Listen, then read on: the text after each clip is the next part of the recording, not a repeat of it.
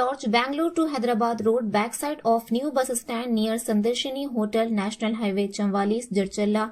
हमारे यहाँ AC rooms, non AC rooms, single rooms, double rooms, sweet rooms, शादी ब्याह और दीगर तकारीब के लिए डॉर्मेटरी हॉल वाजिबी दामों पर तमाम तर सहूलियात के साथ मौजूद हैं। 24 घंटे गर्म और ठंडे पानी की भी सहूलत मौजूद है। इस्तिफादा हासिल करें। मजीद तफसीलात के लिए फोन नंबर 9652181787 या फिर 8499880847 पर रब्त पैदा करें। अस्सलाम वालेकुम नाज़रीन, NH TV में आप सभी का इस्तकबाल है। नशे से दूर रहें, अखलाकी तर्ज जिंदगी अपनाएं, सेहत पर तवज्जो दें। कार्डियोलॉजिस्ट दिया वासवनी। इंडियन मेडिकल एसोसिएशन तांडूर के ताउन से नौजवानों में दिल का दौरा पड़ने से अचानक मौत की रोकथाम के लिए युवा जागृति के ज़ेर एहतमाम विकाराबाद जिले के तांडूर कस्बे के होटल हिमालया में एक बेदारी प्रोग्राम मुनाकिद किया गया। इस मौके पर माहिर अमराज क़ल्ब दिया वासवनी ने कहा कि हर शख्स को दिल की सेहत पर तवज्जो देनी चाहिए और नशे से दूर रहना चाहिए। खाने पीने की सेहतमंद आदत और जिस्मानी सरगर्मियां करनी चाहिए। 18 साल की उम्र से ही शुगर, BP, थायराइड जैसे सेहत के टेस्ट करवाने चाहिए। इस मौके पर डॉक्टर जय प्रसाद ने भी मुखातिब करते हुए कहा कि इंडियन मेडिकल एसोसिएशन की जानिब से सेहत से मुताल्लिक़ आगाही कैंप लगाए जाएंगे और तांडूर के लोगों के लिए डॉक्टर हमेशा दस्तयाब रहेंगे। और कुंदकोरी राजकुमार ने कहा कि हर किसी को सेहत के बारे में बेदारी और ख्याल रखना चाहिए। इस मौके पर युवा जागृति के सदर परिदा रामकृष्ण ने कहा कि नौजवानों में अचानक होने वाली अमवात तकलीफ दा है और इन्हें नशे से दूर रहना चाहिए और अपनी सेहत का ख्याल रखना चाहिए। और कहा कि मुस्तकबिल में मजीद इसी तरह बेदारी प्रोग्राम मुनाकिद किए जाएंगे। इस प्रोग्राम में युवा जागृति के अरकान नरसिम्हा, शिवा, नरेश, विनोद और दीगर ने हिस्सा लिया।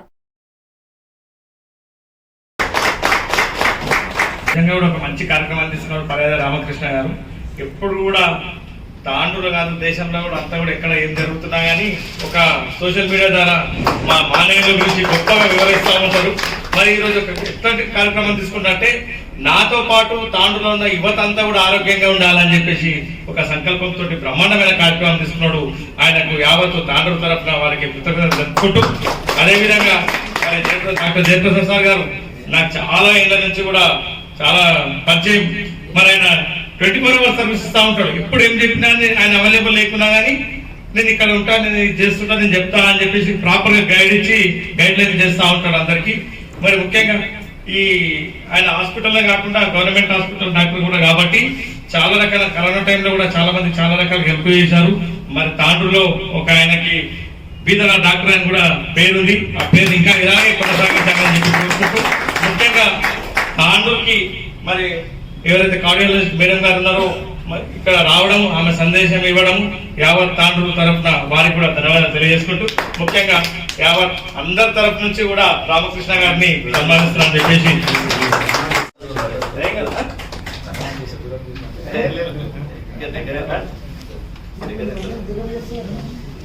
उसके बाद भी नहीं होता है तो यूजुअली हम लोग वो पेशेंट से ब्लड डोनेट करवाते हैं।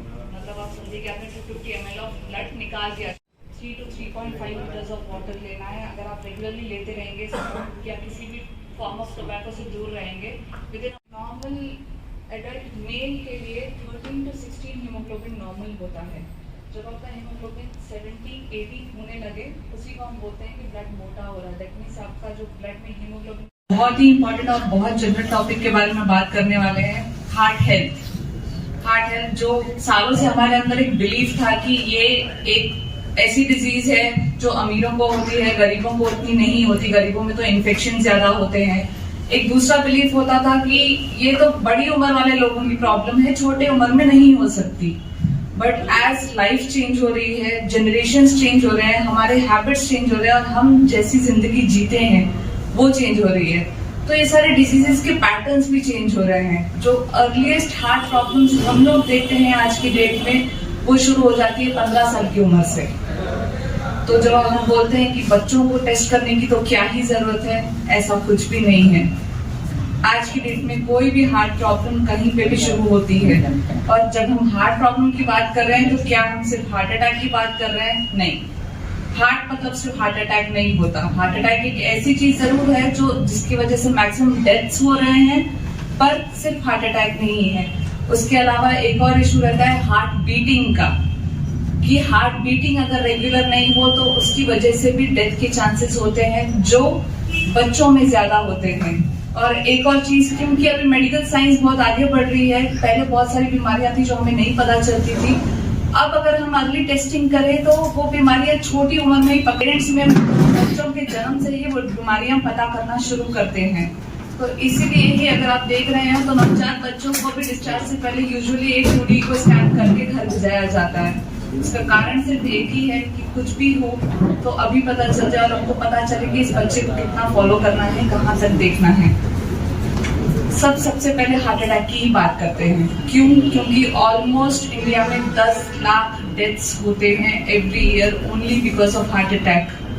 पहले बड़ी उम्र में होते थे, अब छोटी उम्र से शुरू हो गए हैं। 18 साल के, 20 साल के, 25 साल के, ये सारे एज ग्रुप्स है जो आजकल हम बहुत रेगुलरली देखते हैं कि ये पेशेंट्स हार्ट अटैक से आते हैं। और इनमें से बहुत सारे पेशेंट जब तक हॉस्पिटल पहुंचते हैं वो उतना टाइम भी नहीं देते कि हम लोग ट्रीट कर पाए। रीजंस, पहले हमारा बुरा लाइफस्टाइल। पहले के जो लोग थे वो खेती बाड़ी करते थे, कामकाज ज्यादा करते थे। आजकल का जो लाइफस्टाइल है वो एक जगह पे बैठे रहना, कुछ भी फिजिकल एक्टिविटी नहीं होना, वहीं पे खाना, वहीं पे सो जाना, और खाने और सोने के बीच में कोई अंतर नहीं रहता। और हमारा खाना, हम क्या खाते हैं, पहले हम जो खुद ही उगाते थे वही खाया करते थे, इसलिए बहुत लेट प्रेजेंटेशंस हुआ करते थे। आज की डेट में फास्ट फूड का मतलब सिर्फ ऑयल नहीं होता, फास्ट फूड का मतलब होता है सॉल्ट कंटेंट। हम बहुत ज्यादा सॉल्ट खा रहे हैं आज की डेट में। एंड सेकेंड, हम जो ऑयल्स खा रहे हैं वो बहुत ही रीयूज्ड ऑयल है। वो सेम ऑयल 5 बार 5 अलग लोगों के लिए खाना बनाने के लिए इस्तेमाल किया जा रहा है, क्योंकि हम आउटसाइड फूड खा रहे हैं। ये रीजन है। दूसरा रीजन जो एक इम्पॉर्टेंट रीजन है कि कुछ होता है तो हम लोग इग्नोर बहुत ज्यादा करते हैं आज की डेट में। अरे मैं बाहर खा के आया, सिर्फ गैस ही हुआ होगा, उससे ज्यादा तो कुछ नहीं होगा, मेरे उम्र में थोड़ा ही ना कुछ हो जाएगा। ये प्रॉब्लम्स हैं कि हम एक्सेप्ट ही नहीं करते कि मुझे कुछ हो रहा है और मुझे जाके एक बार दिखा दे, 1 घंटा खराब होगा। और शायद इसकी वजह से वो प्रॉब्लम स्टार्ट होने के बाद reach hospital at the right time. ये इश्यूज है जो हो रहे हैं। खून की नसों में ब्लॉकेज होता है तब हार्ट अटैक होता है। अब ये ब्लॉकेज बनता कैसे है? शुरुआत होती है छोटे छोटे कोलेस्ट्रॉल डिपॉजिट से। छोटे छोटे कोलेस्ट्रॉल डिपॉजिट बनते हैं 10%, 20%, और ये एक दिन में नहीं बनते, कुछ महीनों में। और जो बड़ी उम्र वालों को देखते हैं वो कुछ सालों में धीरे धीरे बनते हैं। इसलिए ये कोलेस्ट्रॉल डिपॉजिट जब से बनना शुरू होता है तब से हार्ट अटैक शुरू नहीं होता, क्योंकि वो 10%, 20% ब्लॉकेज है तो 80% जगह भी है खून जाने के लिए। इसलिए पेशेंट सडनली नहीं आता कभी। पेशेंट सडनली कब आएगा? जब वो कोलेस्ट्रॉल के ऊपर फ्रेश ब्लड क्लॉट, मतलब खून का गड्ढा जाके बैठ जाएगा, तब नस पूरी बंद होती है, 90 to 100% बंद होती है, तभी पेशेंट हार्ट अटैक लेके आता है, अचानक से चेस्ट पेन लेके आता है। बट अदर देन दैट ये पेशेंट्स के पास टेक्निकली बहुत टाइम होता है जाके चेकअप कराने का। जो आजकल यंग पेशेंट्स में हो रहा है वो फ्रेश ब्लड क्लॉट है, खून की चिकनाई बढ़ रही है, खून ज्यादा स्टिकी बन रहा है। उनके लिए मेन कारण अगर आप यंग पॉपुलेशन में देखेंगे, या तो उनको बहुत स्ट्रॉन्ग फैमिली हिस्ट्री है, फैमिली में किसी को हुआ है, या वो स्मोकर्स होते हैं। टोबैको बहुत इंपॉर्टेंट रीजन है ये होने का यंग एज ग्रुप में। ओल्ड एज में बहुत रीजंस होते हैं, बट यंग एज ग्रुप में टोबैको बहुत इंपॉर्टेंट रीजन है इन एनी फॉर्म। सिगरेट हो, किसी तरीके का गांजा टाइप स्मोकिंग, कोई सब्सटेंस स्मोकिंग हो, या फिर आपके आसपास लोग स्मोक कर रहे हैं और आप डेली उस एनवायरनमेंट में हो, जिसको हम बोलते हैं पैसिव स्मोकिंग। दूसरे स्मोक कर रहे हैं, आप सिर्फ उस हवा में सांस ले रहे हो, that is equally an important reason. Tobacco खाना, उससे सिर्फ माउथ कैंसर के रिस्क नहीं होते, वो टोबैको अल्टीमेटली आपका जो मसूल होते हैं उससे अब्जॉर्ब हो रहा है, खून में जा रहा है। किसी भी form of tobacco use is very dangerous.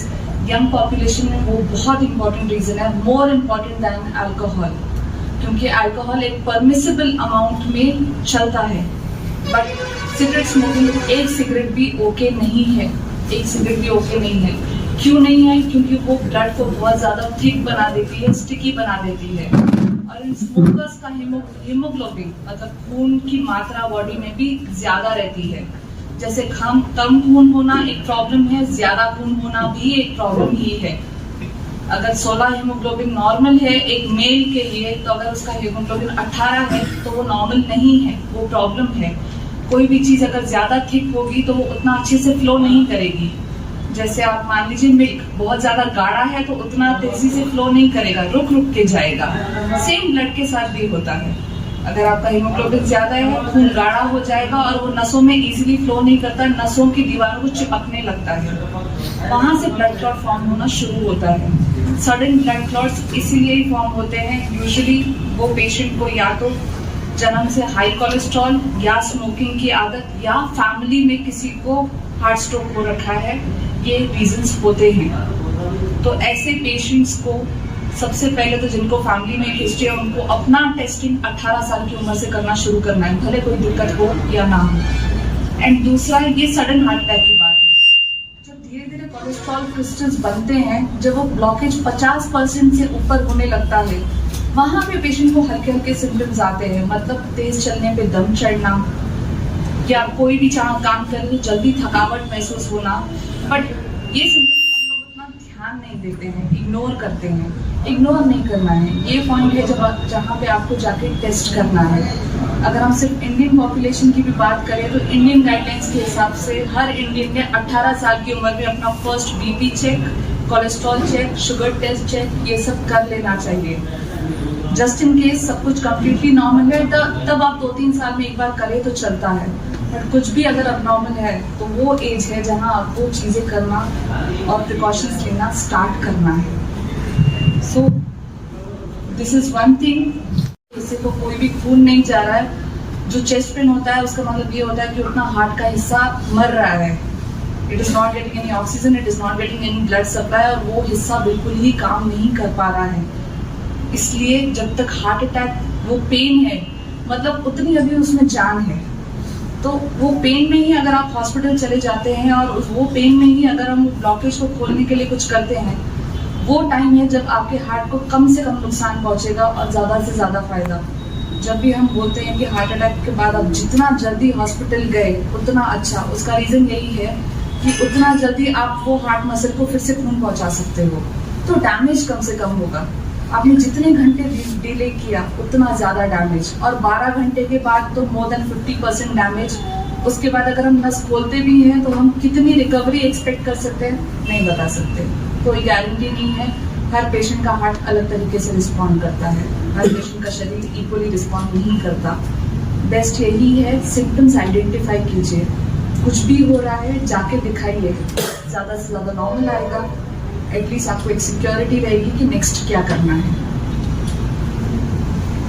And खोल दिए, उसके बाद भी लाइफ आपकी अदरवाइज नॉर्मल रहती है, बट प्रिकॉशंस बहुत इंपॉर्टेंट स्टेज है। यहाँ पे एक बार चीज हो गई, ये सेकेंडरी प्रिकॉशन।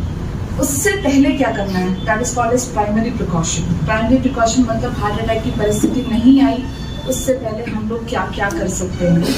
सबसे पहले बात करते हैं हमारे रूटीन लाइफस्टाइल। हम एक्सरसाइज कर लेते हैं मिनिमम से minimum 45 minute for a young person जिसको कोई भी फिजिकल डिसेबिलिटी नहीं है, उसने एक दिन में 45 मिनट एक्सरसाइज करना चाहिए।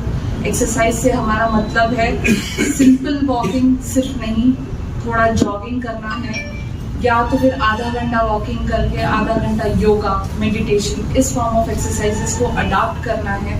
जिनकी भी पर्सनल लाइफस्टाइल थोड़ी स्ट्रेसफुल है, योगा एक बहुत अच्छा फॉर्म होता है जिससे आप वॉकिंग ना करें, वॉकिंग के साथ योगा भी कंबाइन करें, तो मेंटल रिलैक्सेशन, मेंटल स्ट्रेस कम होता है। मेंटल स्ट्रेस भी एक बहुत इंपॉर्टेंट रीजन होता है हार्ट ब्लॉकेजेस बनने का, कोलेस्ट्रॉल क्रिस्टल्स बनने का, क्योंकि वो हमारे हार्मोन्स को अफेक्ट करते हैं। So first thing is physical activity, walking, fast walking, jogging. Second चीज, घर में किसी के गार्डन है तो गार्डनिंग अपने आप में एक बहुत इंपॉर्टेंट फॉर्म ऑफ एक्सरसाइज है। यंग लोग साइकिलिंग कर सकते हैं, slow cycling for 40 to 45 minutes daily. अगर ये एक रूटीन रहेगा, स्पेशली अर्ली मॉर्निंग, वो एक बहुत ही अच्छी हेल्दी लाइफस्टाइल होती है। सेकेंड थिंग, कभी भी कोई भी मील लेने के बाद जाके कुर्सी पे बैठना नहीं है।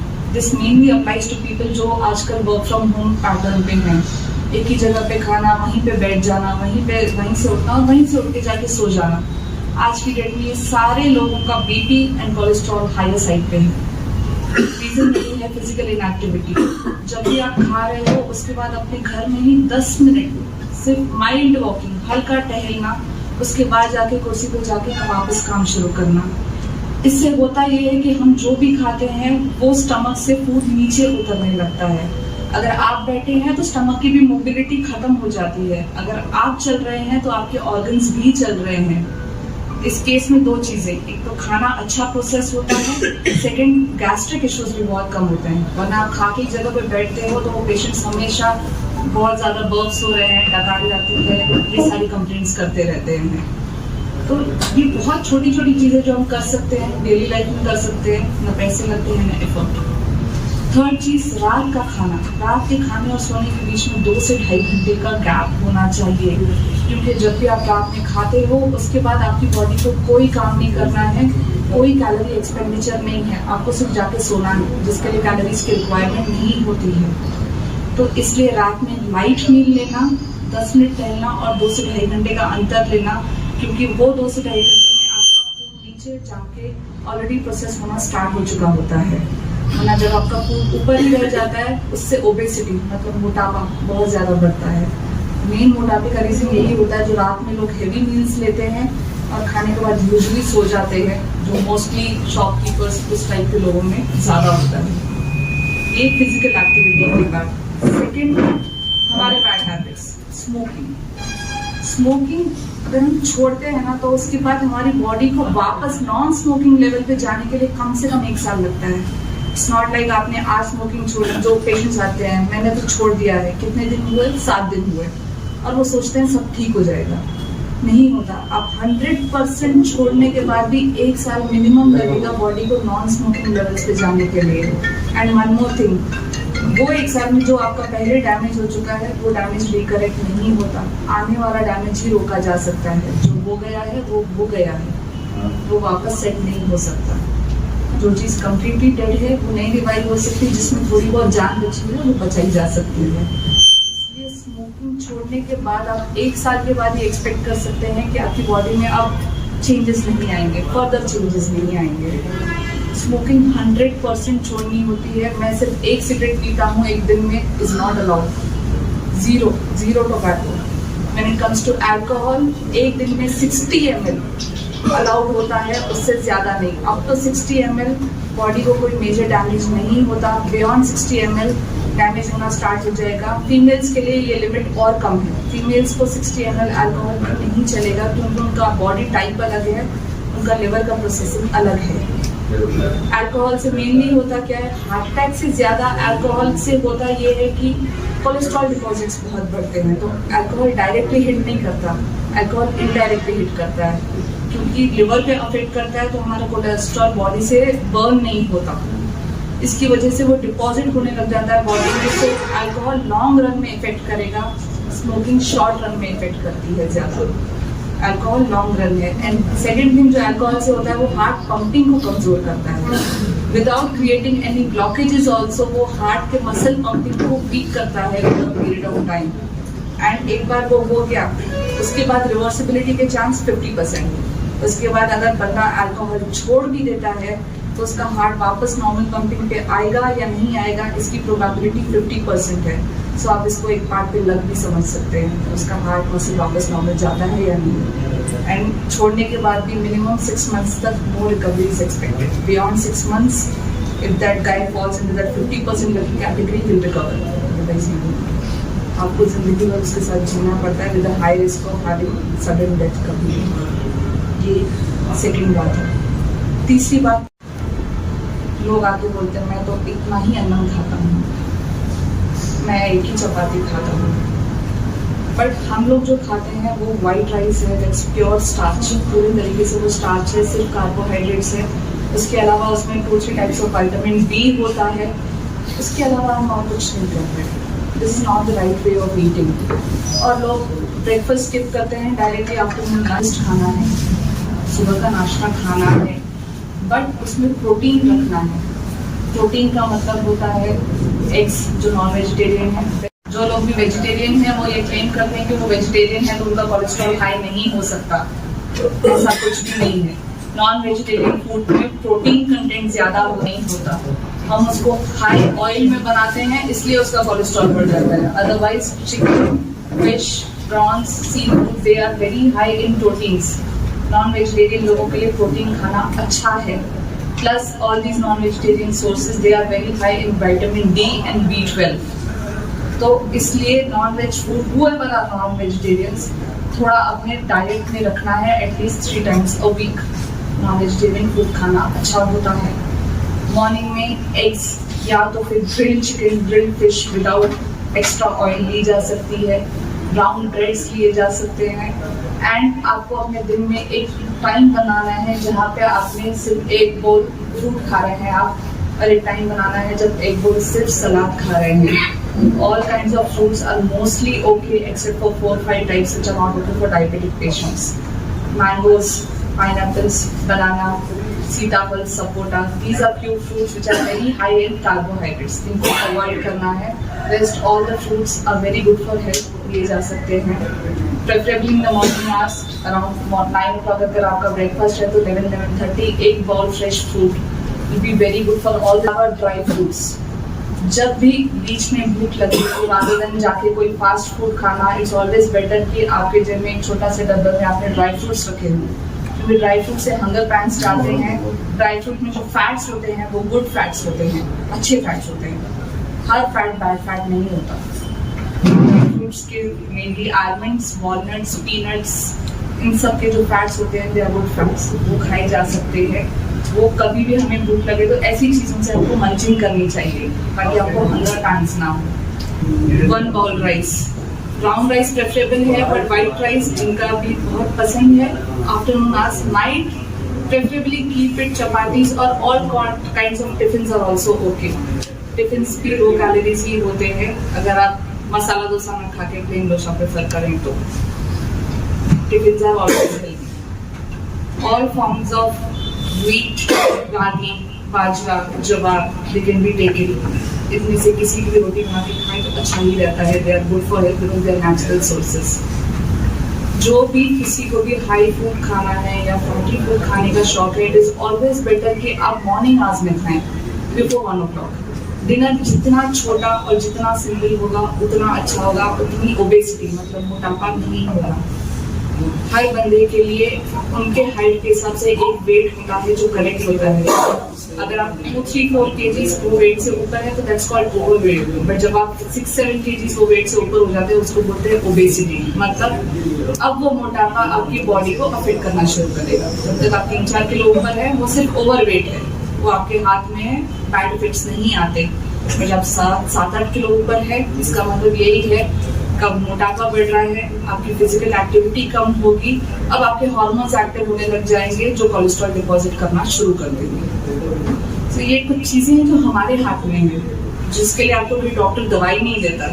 हम लोग मोटापे के लिए कोई दवाई नहीं देते, कोई जादू का चूरन नहीं होता। आपने ही मेहनत करनी है अपना कंट्रोल में रखने के लिए। आप क्या खा रहे हो आपके हाथ में है, वो ये खाइए और ये मत खाइए। Okay, these are very simple things.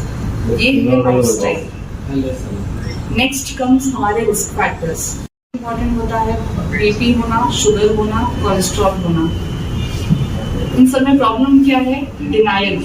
आप मानते ही नहीं कि आपको बीपी है, आप मानते ही नहीं कि आपको शुगर है और आपको दवाई की जरूरत भी है। आपको लगता है एक्स्ट्रा कॉस्ट बर्डन है, डॉक्टर ने बेफिजूल दे दिया है। बट हर लाइफस्टाइल के हिसाब से, जैसे इंडिया में भी हर चीज के अलग एक गाइडलाइन है कि इंडियन पॉपुलेशन के हिसाब से इतना बीपी सही है। जो वेस्टर्न कंट्री से मैच नहीं खाता उनके लिए 140 बीपी सही होगा, इंडियंस के लिए 140 बीपी सही नहीं है, क्योंकि हमारा वो बॉडी टाइप नहीं है। हमारा बॉडी टाइप अलग है उनसे, उनकी बॉडी का टॉलरेंस ज्यादा है, हमारी बॉडी का उतना टॉलरेंस नहीं है और ये नेचुरल है, किसी ने कुछ नहीं किया। इंडियंस में जब भी बीपी 140-90 के ऊपर जाए इट नीड्स ट्रीटमेंट। और उसमें भी ये होता है कि अगर बंदा यंग है, फिजिकली एक्टिव है, तो हम 3 से 6 महीने का टाइम ले सकते हैं कि आप अपना लाइफस्टाइल सुधारिए। मेडिसिन बाद एक्सेप्ट कर लेना है कि मेडिसिन चाहिए, और अगर एक मेडिसिन से आपका हार्ट हेल्दी रह सकता है तो एक medicine is a good deal. आपको ले लेनी चाहिए। Same happens with sugar also. सबसे पहले लोग टेस्ट कराना ही पसंद नहीं करते थे। सबसे पहले तो गेट योरसेल्फ टेस्टेड, अपना एक टेस्ट कराइए। अगर और आप फिजिकली एक्टिव हैं या आपको पता है कि मैं ये गलतियां करता हूँ अपने लाइफ में, आप सुधारिए 3 महीने, टेक अ टाइम। बट अगर उसके बाद भी नहीं तो फिर you need a medicine. And these days sugar के बहुत अच्छे मेडिसिन हैं जो लेने से अगर शुगर कंट्रोल में हो सकती है तो करनी है। बट वन मोर थिंग, सिर्फ टैबलेट्स काम नहीं करते। आपको अपना लाइफ पैटर्न, आपको अपनी फिजिकल एक्टिविटी बढ़ानी होती है एंड आपको अपना फूड कंट्रोल चाहिए, तभी ये शुगर मेडिसिन काम करेंगे। वरना आपके सिर्फ डोजेस बढ़ते जाएंगे, शुगर कंट्रोल नहीं होगी। एंड लेट्स से आपका शुगर 2 इयर्स अनकंट्रोल्ड है तो इसके बाद वो आपकी बॉडी के सिर्फ हार्ट को नहीं, हर ऑर्गन को अफेक्ट करनी शुरू हो जाएगी। बॉडी की सारी नसें पतली पड़ती जाती हैं शुगर पेशेंट्स में, क्योंकि वो नेचुरली नैरो होती जाती है, उनकी ब्लड कैरी करने की कैपेसिटी कम होती जाती है। ये शुगर की वजह से इनडायरेक्ट चेंजेस जो होते हैं, नसें सिकुड़ जाती हैं। एंड एक बार वो सिकुड़ गई तो वो रिवर्सिबल नहीं है, एक बार जो हो गया वो रिवर्सिबल नहीं है। Same third, cholesterol. कोलेस्ट्रॉल भी there is something called as bad cholesterol, LDL, जिसको हम बैड कोलेस्ट्रॉल बोलते हैं। एक हेल्दी बंदा जिसको कोई इश्यू नहीं है उसका कोलेस्ट्रॉल रहेगा 120 इज ऑल्सो एक्सेप्टेबल। बट एक बंदा जिसको बीपी है, स्पेशली शुगर है, उसका कोलेस्ट्रॉल 70, जितना लो रख सकते हैं उतना अच्छा। और एक पेशेंट जिसको ऑलरेडी कोई हार्ट का प्रॉब्लम हो चुका है उसका कोलेस्ट्रॉल 50 रखना है। मतलब आपको और क्या शुगर है, हार्ट के इश्यूज हो चुके हैं, किडनी इश्यू, क्या कट ऑफ रखना है वो हर पेशेंट के लिए अलग होता है। जो 100 कोलेस्ट्रॉल एक यंग बंदे के लिए जिसको सिर्फ बीपी है उसके लिए ओके है, वही 100 कोलेस्ट्रॉल एक शुगर और हार्ट के पेशेंट के लिए ओके नहीं है। ज्यादा एलिमेंट्स अवॉइड करने के लिए बहुत ज्यादा जरूरी है। अगर आपकी बॉडी बाकी उतने घंटे काम कर रही है तो माइंड को रिलैक्स होना जरूरी है। रीजन, अगर हमारी प्रॉपर स्लीप नहीं होती है तो हमारा माइंड एक्टिव है, दैट मीन्स कि हमारे माइंड में दो टाइप ऑफ नर्व्स होते हैं, सिंपैथेटिक एंड पैरासिम्पैथेटिक। सिंपैथेटिक मतलब जो बॉडी में हर चीज फास्ट करता है, हार्ट बीट फास्ट करता है, बीपी बढ़ाता है, शुगर बढ़ाता है, सब कुछ। अगर हम नहीं सोते हैं तो सिंपैथेटिक सिस्टम हमेशा हाई रहता है, मतलब सब कुछ बहुत फास्ट चलता रहेगा, हार्ट को आराम नहीं आता, बीपी कम नहीं होता। इन सब चीजों की वजह से आप समझिए कि हार्ट पे एक कांस्टेंट स्ट्रेस है, इसलिए सोना भी एक बहुत जरूरी फैक्टर है। People who have BP and they don't sleep properly, उनका BP मेडिसिन के बाद भी इजीली कंट्रोल नहीं होता, उनको मल्टीपल दवाइयाँ देनी पड़ जाती हैं। But a person who is relaxed at mind, उनके लिए यूजुअली एक पिल भी काफी हो जाता है। So all these factors are very important. और जब हम बात करते हैं लाइफस्टाइल की या फूड की, या जब मैं बोल रही हूँ आप फिजिकल एक्टिविटी कीजिए, because we have technically seen कि अगर लोग ये सब फॉलो करते हैं तो आपका बीपी बाय 10 यूनिट्स नीचे गिर जाता है। अगर आप ये सब फॉलो करते हैं तो विदाउट मेडिसिन ऑल्सो 10 यूनिट से नीचे गिर सकता है। इसलिए इम्पोर्टेंट है, साइंटिफिकली प्रूवन है कि आप विदाउट मेडिसिन, स्पेशली यंग लोग वर्कआउट कर सकते हैं if you have just starting BP. क्योंकि यही लोग हैं जो बीपी को इग्नोर करते हैं 140-90 पे, कुछ भी नहीं करते, later suddenly they will present one day at a BP of 200 और 180 लाइक दैट। वो ऐसी स्टेज है जहाँ, तो इसलिए जो ऑलरेडी 160 बीपी वाला पेशेंट होता है वो तो दवाई लेने के लिए मान जाता है। प्रॉब्लम ये पेशेंट्स में है जिनका BP just start. Also that they told me that apparently there have been a lot of young deaths, यहाँ पे यंग लोगों की डेथ हो रहे हैं हार्ट अटैक से। बट क्लियरली अगर आप उन सबके हिस्ट्रीज में पीछे जाएंगे तो आपको डेफिनेटली एक क्लियर रीजन जरूर मिलेगा कि क्यों हुआ। So what has happened, but one thing is, बाकी पॉपुलेशन से सीख जरूर सकती है। एटलीस्ट आपको अभी ये तो पता चल रहा है कि देयर इज अ नीड कि हमको कुछ तो बदलने की जरूरत है हमारे लाइफ स्टाइल्स में, या कुछ तो है that we are really doing wrong हमारे डेली लाइफ में। जो भी इवेंट्स हो रहे हैं, गो बैक, देखिए क्या हुआ, क्यों हुआ, और कुछ भी सिम्टम आ रहा है तो इग्नोर मत कीजिए। हार्ट का जो पेन होता है, इट्स नॉट लाइक कि वो सिर्फ लेफ्ट साइड ऑफ चेस्ट में होता है, नहीं, ऐसा नहीं है। हार्ट का पेन हमारे चिन से लेके हमारे स्टमक के बीच में, ये एरिया से ये एरिया के बीच में कहीं भी हो सकता है। हर पेशेंट एक अलग बात बोल के आता है। कोई पेशेंट सिर्फ गैस जैसा लग रहा है बोल के आता है, कोई पेशेंट सिर्फ लेफ्ट हाथ खिंचा रहा है बोलता है, कुछ पेशेंट बोलते हैं गले में बहुत जल रहा है, ऐसे बोलते हैं। बट ये आपको देखना है कि ये कब हो रहा है। कुछ पेशेंट्स को बहुत ही अचानक शुरू होता है, गैस नहीं था पेशेंट को पहले कभी, अभी अचानक से उसको बहुत ज़्यादा बर्निंग हो रही है, हमको जाना है, हमको दिखाना है। सिर्फ लेफ्ट आर्म खिंचा रहा है, पहले नहीं होता था ऐसे, जाके दिखाना है एक बार। एक ECG तो मिनिमम करा लेनी है, because it will cost only 150 or 200 rupees maximum. कोई भी नई चीज़ हो रही है, दिखाना है। सेकेंड चीज़, आप थोड़ा सा भी काम कर रहे हैं या चल रहे हैं, उस टाइम पे दिक्कत ज़्यादा हो रही है, क्योंकि हार्ट मसल एक्सर्शन पे हार्ट को भी ज़्यादा एक्सर्ट करना पड़ता है। तो जब एक्सर्शन हो रहा है, तो अगर ब्लॉकेज है तो आपका हार्ट उतनी उतनी ताकत नहीं है कि वो एक्सर्शन को मीट करता। उस टाइम पे चेस्ट पेन या ब्रीदिंग इश्यूज ज़्यादा होते हैं। थर्ड कंप्लेंट, कुछ लोगों को चक्कर आ रहा है जैसा लगता है, पेन नहीं होता, और ये स्पेशली डायबिटिक्स में होता है, क्योंकि डायबिटिक पेशेंट्स की नर्व डैमेज होती है, उनको फुल ब्लोन पूरा ऐसा पेन महसूस नहीं होता, या तो गैस पेन, या तो चक्कर आ रहे थे, या तो गिर जाने वाला लग रहा था, ऐसे टाइप ऑफ कंप्लेंट्स होते हैं। ऐसा भी कुछ भी अचानक हो रहा है, you have to come get it check. Symptoms ignore नहीं करने हैं। एक चौथा सिम्टम होता है अपनी हार्ट बीटिंग बहुत फास्ट लगना। बैठे हैं, कुछ काम नहीं कर रहे, फिर भी हार्ट बीटिंग अचानक से फास्ट हो गई, अचानक से नॉर्मल हो गई। सडन आना, सडन जाना, ये दो चीजें हैं। और तीसरा, अगर साथ में स्वेटिंग हो रही है, ये एक और इम्पोर्टेंट कंप्लेंट है। यूजुअली हार्ट पेन्स के साथ मैक्सिमम पेशेंट्स को स्वेटिंग्स होते हैं, क्योंकि वो हमारे नर्व रिलेटेड है। जो चेस्ट में इतना पेन हो रहा होता है, तो माइंड स्ट्रेस में होता है, स्वेटिंग्स आते हैं। ये सारे कॉमन सिम्टम्स हैं जो होते हैं, बट लोग इग्नोर करते हैं। कुछ पेशेंट्स को सिर्फ 10 मिनट होता है एंड वापस सेटल हो जाता है, बस 10 मिनट है इसलिए इग्नोर करते हैं, बट एक चेक कराना हमेशा बेटर है। स्टेज से हम लोग सिर्फ MBBS को पढ़ाई की तरह लेते हैं, और जो कॉलेज से बच जाता है टाइम, उसको हम एंजॉयमेंट की तरह लेते हैं।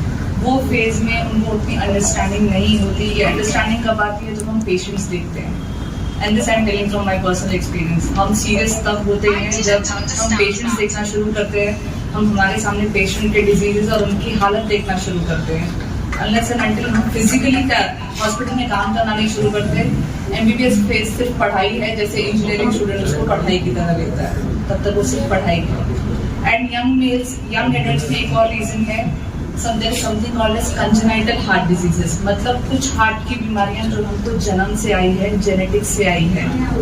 सो उन पेशेंट्स में unless and until before death आपके पास एक ECG नहीं है, या आपने उसका 2D को नहीं देखा है, अभी हम यंग पेशेंट्स की बात करते हैं या छोटे बच्चों की बात करते हैं, तो मोस्टली बर्थ इश्यूज संबंधम ले, okay, less than 1% incidence, that is just a coincidence. మనం ఏదైనా వ్యాక్సిన్ ఇస్తే, చిన్నపిల్లలకి ఆ వ్యాక్సిన్ ఇస్తే ఫీవర్ వస్తుంది కదా, కొంతమంది పేషెంట్స్కి ర్యాష్ కూడా వస్తుంది. అది వ్యాక్సిన్ ఒక మెడిసిన్ సైడ్ ఎఫెక్ట్ అంతే. Medicine side effect less than 1% ఉంటేనే మార్కెట్లో వస్తుంది, లేకపోతే మార్కెట్లో అలా ఉండదు. సో కరోనా వ్యాక్సిన్కి హార్ట్తో సంబంధం లేదు, అది జస్ట్ ఒక కోఇన్సిడెన్స్. సెకండ్, ఎస్, కరోనా వల్ల హార్ట్ అటాక్ ఫ్రీక్వెన్సీ పెరిగింది. ఏం చేసింది అంటే, కరోనా హార్ట్ కి బ్లడ్ కి థిక్ చేసింది, బ్లడ్ క్లాట్ ఫార్మేషన్ టెండెన్సీ పెరిగింది బాడీలో, దానివల్ల హార్ట్ అటాక్ జరిగింది. So that effect right now is little less compare to first 2 years after corona. ఇప్పుడు అంతా లేదు. అంటే కరోనా వచ్చిన పేషెంట్లల్లో ఏజ్డ్ పేషెంట్లకు ఎక్కువ వచ్చే అవకాశాలు ఉన్నాయా, లేకుంటే ఇప్పుడు మధ్య వయస్సుల వాళ్ళకు కూడా వచ్చే అవకాశాలు ఉంటాయా మేడం?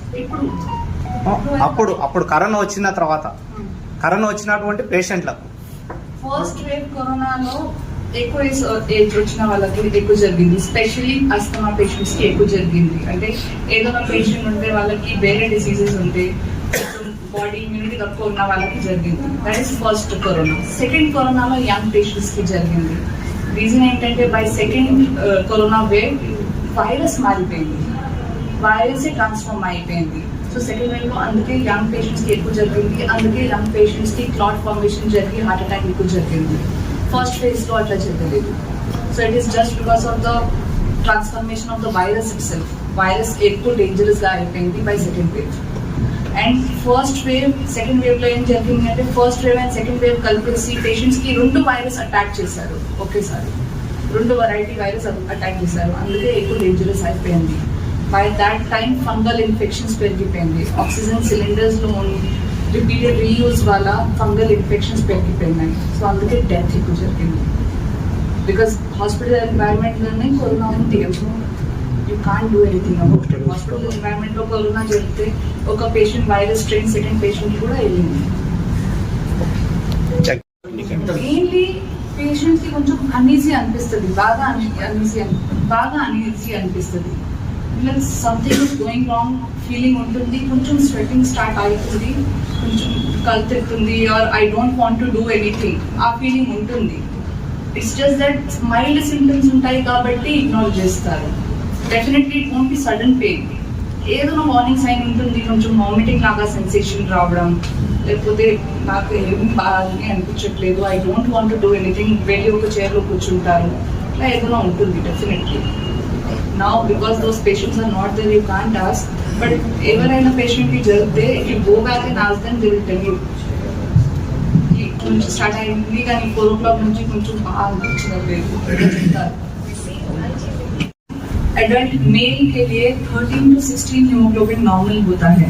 जब आपका हीमोग्लोबिन 17-18 होने लगे उसी को हम बोलते हैं कि ब्लड मोटा हो रहा है. दैट मीन्स आपका जो ब्लड में हीमोग्लोबिन का कॉन्सेंट्रेशन है वो बढ़ रहा है. तो ये एक फैक्टर. उसी सेम सीबीपी रिपोर्ट में अगर आप कभी देखेंगे तो उसमें हेमाटोक्रिट बोलते रहता है, पीसीबी बताता है कि ब्लड कितना थिक है और कितना लिक्विड है. ये फैक्टर होता है जिससे आप मॉनिटर कर सकते हो. सेकेंड चीज, जब भी ऐसा हो तो कोई बैड हैबिट है तो उसको रोक दीजिए सबसे पहले. दूसरा, पानी आपको पानी से ही डाइल्यूट करना है. आपको बहुत अच्छा हाइड्रेशन मेंटेन करना है. तो देखना है कि आप डिहाइड्रेट ना हो रहे हो. 3 to 3.5 लीटर्स ऑफ वाटर लेना है. अगर आप रेगुलरली लेते रहेंगे या किसी भी फॉर्म ऑफ टोबैको से दूर रहेंगे, विद इन अ मंथ और 2 यूजुअली हीमोग्लोबिन डाइल्यूट हो जाता है, नेचुरली हो जाता है. अगर उसके बाद भी नहीं होता है तो यूजुअली हम लोग वो पेशेंट से ब्लड डोनेट करवाते हैं. मतलब आप समझिए कि आपने 250 ml ऑफ ब्लड निकाल दिया शरीर से, तो उतना हीमोग्लोबिन का कॉन्सेंट्रेशन बाहर चला गया. और उसके बाद फिर आप बैग बंद करके वापस वाटर इंटेक बढ़ाना है, उससे कम होगा. थर्ड चीज, मेडिसिन भी होते हैं बट यूजुअली वो बहुत रेयरली जरूरत पड़ती है. यूजुअली इन 2 चीजों से मैनेज हो जाता है. తగ్గుతుంది అంతే. అది ఆప్షన్ ఉంది. దేర్ ఆర్ ఇంజెక్షన్స్ మనం ఇవ్వగలుగుతాము. బ్లడ్ థిన్నర్ ఇంజెక్షన్స్ ఉంటాయి ఆ బ్లడ్ క్లాట్ మెల్ట్ చేసుకోవడానికి. So if you take it in first 3 hours chest pain తర్వాత దానికి ఎఫికసీ 90% పైన ఉంటుంది. బట్ ప్రాబ్లం ఏంటంటే కొంచెం దానికి కూడా ఈసీజీ మీకు అవసరం ఉంటే షాక్ ఇవ్వడం, ఆ ఫెసిలిటీ ఉంటే మనం ఇవ్వగలుగుతాము. బ్లైండ్గా ఇవ్వడం అంటే దట్ ఈస్ ఆల్సో రిస్కీ. ఎందుకంటే అది చాలా స్ట్రాంగ్ మెడిసిన్ ఉంటుంది. దట్ క్లాట్కి మెల్ట్ చేస్తుంది అంటే మీరు అనుకోవచ్చు ఎంత స్ట్రాంగ్ ఉంటుంది. సో దానికి ప్లస్ ఎఫెక్ట్స్ ఉంటాయి అంటే కొంచెం సైడ్ ఎఫెక్ట్స్ కూడా ఉండొచ్చు కదా. సో మన దగ్గర అంత ఫెసిలిటీ కావాలి సైడ్ ఎఫెక్ట్స్ డీల్ చేసుకోవడానికి. ఒకవేళ అదే ఉంటే ఇంజెక్షన్ ఇవ్వాలి. మెయిన్ స్టెంట్ చేసుకోవడం, యాంజియోగ్రామ్ చేసుకోవడం, ఆ ఫెసిలిటీ దూరంగా ఉంటే ఇంజెక్షన్ ఇప్పించాలి. ఎందుకంటే ఏం చేయకుండా ఉంటే దానికన్నా ఏదైనా చేస్తే better. Something is always better than nothing. ఈ ఇంజెక్షన్ మోస్ట్లీ గవర్నమెంట్ లో డెఫినెట్ గా ఉంటుంది. బికాస్ ఇది గవర్నమెంట్ ప్రోటోకాల్, గవర్నమెంట్ స్టడీస్ లో రిజిస్టర్ అవుతాయి. ఎన్ని హార్ట్ అటాక్ పేషెంట్స్ వచ్చారు, ఎన్ని ఇంజెక్షన్స్ మనం ఇచ్చాము. First thing you to do is check pulse. Pulse ఎలా చెక్ చేయాలి ఇప్పుడు అందరికీ తెలుసు. ఇక్కడ మనకి బోన్ పీన్ అవుతుంది. ఈ బోన్ పైన 3 fingers ప్రెస్ చేసుకోవాలి అంతే. ఒకవేళ ఈ హార్ట్ బీట్ మొత్తం లేదు, పేషెంట్ రెస్పాండ్ అవ్వట్లేదు, కింద పడిపోయారు, స్టార్ట్ సిపిఆర్ కూడా ఎలా చేయాలి అంటే you have to pump continuous. Patient ఛాతీ పైన ఈ హ్యాండ్ అట్లా పెట్టుకొని దానిపైన సెకండ్ హ్యాండ్ అట్లా ఫోల్డ్ చేసి ఇక్కడ నుంచి పంప్ చేసుకోవాలి. ఈ మొత్తం హ్యాండ్ లోవర్ పాయింట్ దగ్గర ఈ part of hand left hand తో రెస్ట్ చేసుకోవాలి. రైట్ హ్యాండ్ దానిపైన అట్లా ఫిక్స్ చేసి జస్ట్ ఈ పార్ట్ కి పంప్ చేయాలి. 30 times పంప్ చేయాలి. 2 times మౌత్ బ్రీదింగ్ ఇవ్వాలి. మళ్ళీ 30 times పంప్ చేసుకోవాలి. మళ్ళీ 2 times మౌత్ బ్రీదింగ్ ఇవ్వాలి. ఈ 3 cycles చేసిన తర్వాత మళ్ళీ పల్స్ చెక్ చేసుకోవాలి, వస్తుందా కాదా, లేకపోతే మీరు రెస్పాన్స్ చూస్తున్నారా కాదా. Best way of checking pulse అయితే ఇక్కడ పల్స్ చేస్తుంది అంటే హార్ట్ పంపింగ్ స్టార్ట్ చేసింది. ఎక్కడైనా మనకి పంపింగ్ తెలిసిపోయింది అక్కడ సిపిఆర్ స్టాప్ చేసుకోవాలి. ఆ తర్వాత తొందరగా పేషెంట్కి షిఫ్ట్ చేసుకోవాలి ఏదైనా మెడికల్ సెంటర్. సో ఇమ్మీడియట్గా స్టార్ట్ చేయాలంటే దిస్ ఈజ్ 1 పల్స్. ఈ పల్స్ చూడాలి. ఇక్కడ మన సెంటర్ ఉంది, ఇక్కడ ఈ మసిల్ కనిపిస్తుంది, ఈ రెండు మధ్యలో జస్ట్ ప్రెస్ చేసుకోండి, పల్స్ ఫీల్ అవుతుంది. This is best way of checking pulse.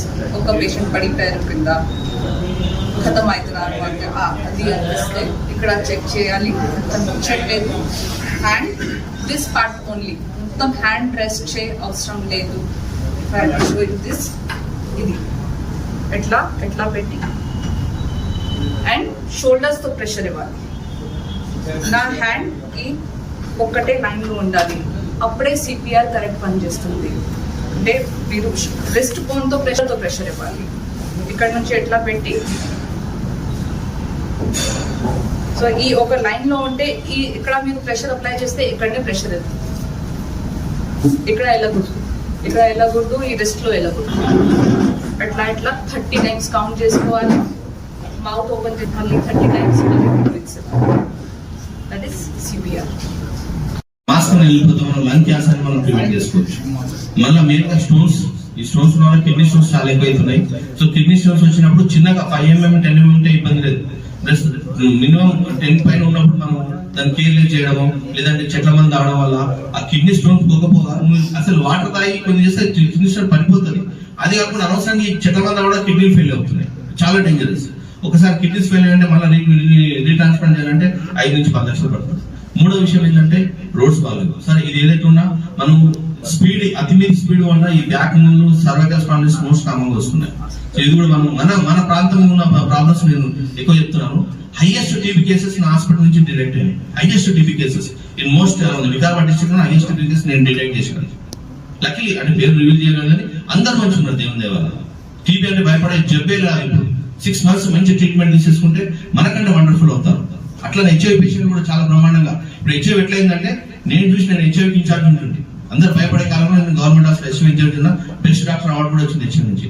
HIV వచ్చిన ఇప్పుడు నేను చూస్తున్నాను 30 years కూడా ఇంకా సర్వైవ్ ఉన్నారు. వచ్చిన తర్వాత 30 ఏళ్ళు ఉన్నారంటే మనిషి అంతకంటే గొప్పతనం ఏముంది. సో నేను అనేది ఏంటంటే మనము మొహమాటానికి దీనికి ఇంతకుముందు కృష్ణ కరెక్ట్ చెప్పారు. మనకు ఒక 4 విషయాలు చాలా బాగుండాలి. ఒకటి, మానసిక స్థైర్యం ఉండాలి. మనం క్యాన్సర్ కూడా జయించవచ్చు. మంచి మిత్రులను కలిసి ఉండాలి. దీనివల్ల మనం షేర్ చేసుకునే అవగాహన కలుగుతుంది. మంచి నడవడి ఉండాలి. మంచి ఆరోగ్యం ఉండాలంటే మంచి నడవడి ఉండాలి, మంచి ఆహార పదార్థాలు తినాలి. ఇవన్నీ మనం నేర్చుకున్నప్పుడు మనకి ఎటువంటి జబ్బులు రావు. ఇవన్నీ కోల్పోయిన తర్వాత జబ్బులు వచ్చిన తర్వాత ఎన్ని లక్షలు పెట్టినా మన రికవర్ కాదు. సో ఇవన్నీ గుర్తించి మెయిన్ గా మన పొల్యూషన్ గురించి, క్యాన్సర్ల గురించి మెయిన్ గా ఒకసారి క్యాన్సర్ అవగాహన కూడా పెడదామని ఆలోచిస్తున్నాము. ఎందుకంటే క్యాన్సర్ రేట్ కూడా డాక్టర్ శరత్ సార్కి ఇన్ఫర్మేషన్ ఇవ్వడం, ఆ తర్వాత మేడం టైం ఇవ్వడం, దాంతో పాటు టీం అంతా కూడా పనిచేయడం. ఎందుకంటే ఎప్పుడు చేయడం, ఆలోచన పంచుకోవడం వేరే, దానికి సపోర్ట్ చేయడం వేరే. అందరూ కూడా నిలబడి వాళ్ళందరూ కూడా నాకు సపోర్ట్ చేసింది, కూర్చుని అందరూ కూడా నాకు సపోర్ట్ చేసింది. వాస్తవంగా చాలా ఇబ్బందులు ఉండే ఈ కార్యక్రమాలకి ఇబ్బందులు ఎదురైతాయి, తర్వాత అన్ని సక్సెస్ అవుతాయి. కాబట్టి భవిష్యత్తులో కూడా ఇదే విధంగా సహకారం ఉండాలి. అంటే మన తాండ్రు కోసం మనం చేసుకుంటాము కాబట్టి అందరూ కూడా బాగుండాలి, అందరూ కూడా ఆరోగ్యంగా ఉండాలి, అందులో మనంతా కూడా భాగం కావాలని చెప్పి ఆకాంక్షిస్తూ థ్యాంక్ యూ. జై హింద్. हमारे चैनल को लाइक कीजिए, शेयर कीजिए और सब्सक्राइब करना ना भूलिए।